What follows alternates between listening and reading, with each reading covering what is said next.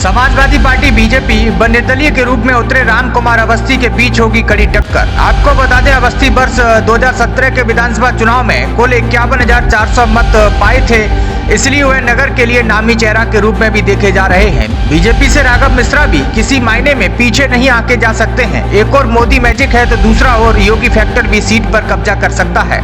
बात करें प्रत्याशी के चेहरे की तो ये चेहरा भी लोगों को खूब लुभा रहा है। इसी के साथ सपा से विपिन गुप्ता को बतौर प्रत्याशी के रूप में उतारा गया है। चुनावी बयार किशोर करवट लेगा ये तो वक्त ही बताएगा, मगर देवियापुर नगर पंचायत चुनाव में 3 प्रत्याशियों की जबरदस्त बोलबाला है।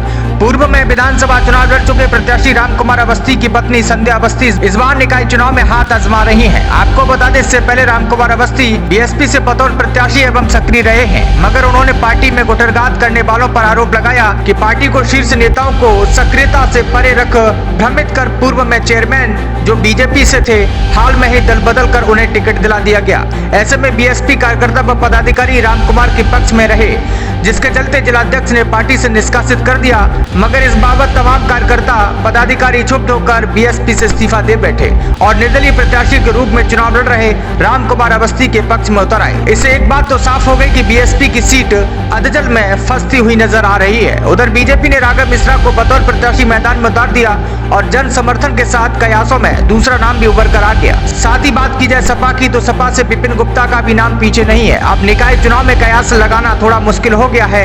3 नामों पर चर्चा तो है ही, साथ ही उन पर भी विचार विमर्श किया जा रहा है। देखने वाली बात यह होगी कि अब आखिर जनता इन 3 नामों में से किसे प्रतिनिधित्व का अवसर देती है। Bureau desk Nvidia news. मेरे छोटे भाई ब्रह्मानंद जी ने मुझे समर्थन दिया है, वो समाजवादी पार्टी को मजबूत कर रहे हैं और समाजवादी पार्टी के साथ हैं।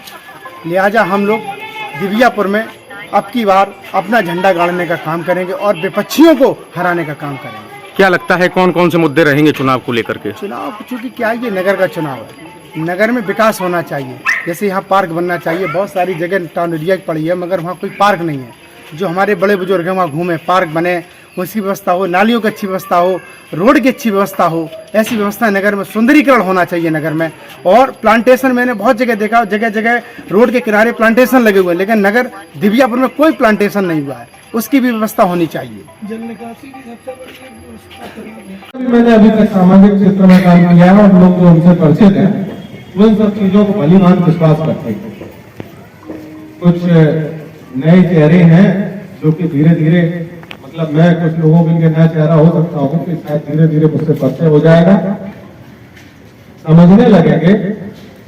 लेकिन विश्वसनीयता के मामले में आप विश्वास रखें, 100% आप सबके सामने खरा ही उतरूंगा। एक कल भी हमसे जब पूछा गया कि क्या क्या आपका विजन है, तो हमने कहा कि संक्षेप में बहुत छोटी सी बात बताई कि पूरे देश में बहुत सी महानगर पालिकाएं हैं। बहुत सारी नगर महानगर पालिकाओं में एक मध्य प्रदेश की इंदौर महानगर पालिका है जो लगातार पिछले 5 वर्षों से कई क्षेत्रों में, केवल सफाई के क्षेत्र में नहीं, प्रशासनिक क्षमता के क्षेत्र में और कई क्षेत्रों में प्रथम स्थान पूरे देश में प्राप्त कर रही है। जबकि उससे बड़ी मुंबई है, दिल्ली है, उन सबको पीछे पछाड़ के इंदौर महानगर पालिका देश में सर्वोत्तम स्थान पर स्थापित रहती है। तो बस वैसा ही प्रयास इस दिव्यापुर नगर पंचायत उत्तर प्रदेश में सर्वोत्तम स्थान पर स्थापित रहे, बस यही एक प्रयास मेरा है। उसके लिए चाहे कूड़ा निस्तारण की व्यवस्था हो, कूड़े के ट्रीटमेंट प्लांट की व्यवस्था हो, शहर में कई जगह पर सीसीटीवी कैमरे लगवाने की व्यवस्था हो, आवारा जानवरों के लिए व्यवस्था हो, और भी कई ऐसी छोटी बड़ी समस्याएं हैं जो वरिष्ठ जनों के लिए अपने नगर में एक पार्क की कमी है, उसकी दिक्कत हो, नगर में स्थापित औद्योगिक संस्थानों के द्वारा जो सहायता प्राप्त करी जाती है खेल और एनटीपीसी के द्वारा, पिछले कई वर्षों से 1 रुपया संस्थान ने नहीं दिया क्योंकि किसी ने मांगा ही, ऐसा काम नहीं होने दिया जाता। वो लोग प्रतिवर्ष पूछते हैं कि भाई आपके दिव्यापुर नगर में क्या आवश्यकता है, तो हमें तो सिर्फ बताने की आवश्यकता है। अगर बताएंगे नहीं तो फिर वो लोग करेंगे कि नहीं, कहाँ पर आरओ लगना है, कहाँ पर वाटर कूलर लगना है, कहाँ पर लाइट लगनी है, और संस्थान के द्वारा सरकार के द्वारा भी ऐसी सारी स्कीम बहुत बहुतायत में चलती रहती है।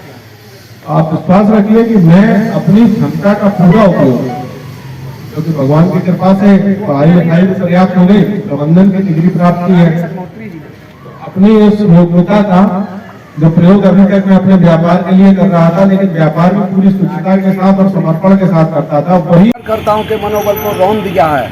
इसलिए हम लोग बहुजन समाज पार्टी से खिन्न होकर के पुराने कार्यकर्ता, मिशनरी कार्यकर्ता माननीय राम कुमार अवस्थी जी को टिकट न देने के कारण सारे लोग आज जो निष्कासन जिन 5 लोगों का हुआ है, हमारे नेताओं के साथ जो अपघात हुआ है, उससे क्षुब्ध होकर के समस्त कार्यकर्ता, आज जितने कार्यकर्ता मौजूद थे वो यहाँ पर जो है अपना इस्तीफा दे रहे हैं। और आने वाले समय में कल परसों में भारी तादाद में कमल दोहरे जो जिलाध्यक्ष हैं उनके खिलाफ हम लोग इस्तीफा लिख करके माननीय बहन जी को जो है समर्पित करेंगे। और बीएसपी को एक अनुशासित पार्टी माना जाता है जी, जिस व्यक्ति को टिकट दिया गया आप उसका विरोध कर रहे थे या आपके वो पदाधिकारी उसका विरोध कर रहे थे, इसलिए निकाला गया है, निष्कासित किया गया है, ऐसा कहा गया है। उनके साथ कोई मंडल से लेकर के जिले के समस्त पदाधिकारियों में उनके साथ कोई नहीं है, उसमें उन्होंने ही अनुशासनहीनता की है। क्या नाम है आपका और क्या पद है? भीमसेन अम्बेडकर, पूर्व जिला उपाध्यक्ष। ऐसे कितने लोगों ने, कितने पदाधिकारियों ने अभी जो है इस्तीफा दिया है?